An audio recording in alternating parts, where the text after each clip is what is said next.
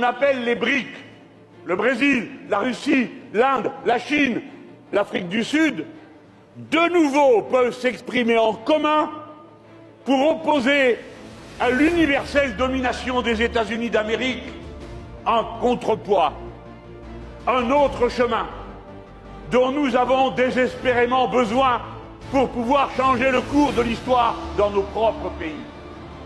Le retour de Lula a permis que soit prise la décision historique qui va être confirmée au sommet des BRIC en août de cette année. En août qui vient là.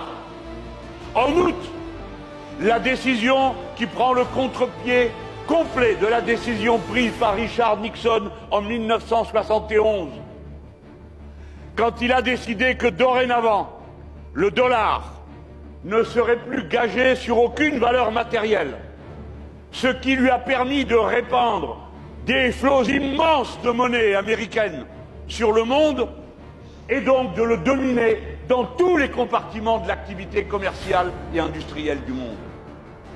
Les BRIC ont décidé, en août qui vient, qu'ils allaient créer une monnaie commune qui sera de nouveau gagée sur l'or, c'est-à-dire sur une valeur matérielle.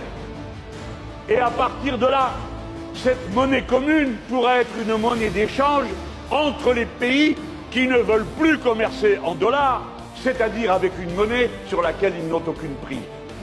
Mais la face du monde va changer à partir de là, pour diminuer la prétention des États-Unis d'Amérique à continuer de diriger le monde, et donc d'entrer dans une autre étape de la civilisation humaine, où l'organisation qu'incarne l'ONU pourrait redevenir le forum des peuples et le lieu où se décide ce qui est bon pour tous, et non pas dans le G7, le G8, le G20 et toutes ces organisations arrogantes qui réunissent une poignée d'États qui décident pour les 196 autres.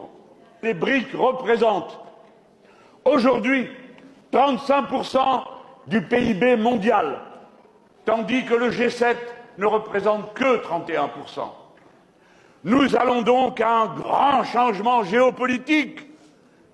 Voilà l'événement. Et une fois de plus, que fait l'Union européenne, courant comme un petit caniche derrière les États-Unis d'Amérique?